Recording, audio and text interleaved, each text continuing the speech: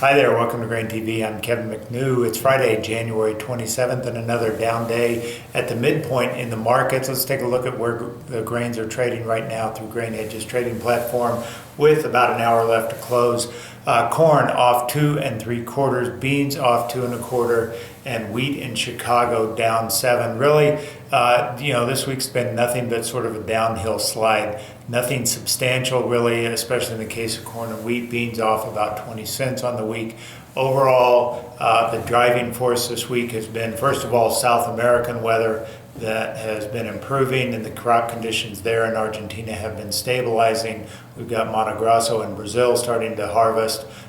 So everything in South America seems to be lining up to at least show a stable crop and the potential for better growing conditions throughout the remainder of the season. Secondly, the issue with Mexico that has flared up in the last few days has been concerning to the trade. Keep in mind that Mexico is a major buyer of many agricultural commodities from the U.S. Corn, number one, 10 million metric tons they have bought already this marketing year versus our total package of supplies of corn at 39 million metric tons that we have sold to other countries.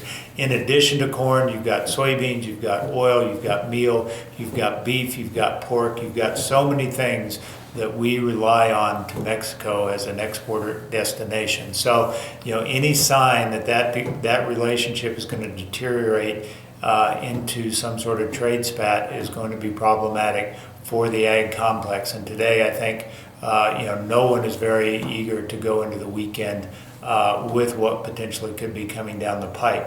So that's not to say we're going to have a trade war. Certainly no one knows for sure, but the rhetoric that is coming out of Washington, D.C. is problematic. Let's switch gears and talk about what basis has been doing of late. This week was a pretty stable situation across the country. No real strong moves one way or the other after a couple of weeks of really lower basis. Really, especially in beans, where beans got hammered on basis as the market rallied 80 cents in the last couple of weeks. But as we look at this last week and where we sort of sit, if we look at corn along the river and corn at key ethanol plants in the Midwest, what we can see, again, a little bit of a drop lower here, especially on ethanol plants. They continue to run behind. That's the line in red. Dark red is this year. The dashed line in red is their historical norm for this time of year. And what you can see is they continue to weaken. Not surprising, we're seeing ethanol margins really start to take a hit in light of growing ethanol stocks.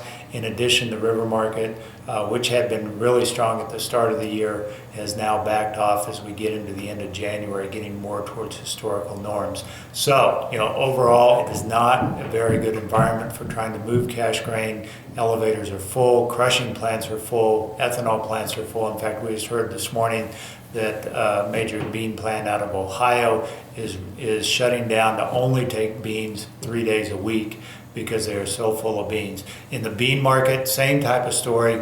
Obviously we got hammered 2 weeks ago when the market rallied 80 cents. We sort of stabilized this week, inched a little bit higher on crushing plants, but overall no one is hurting in their pipeline supplies and their stocks to move the export commitments or to move for processing needs. So overall it is a very weak environment for basis. Not surprising.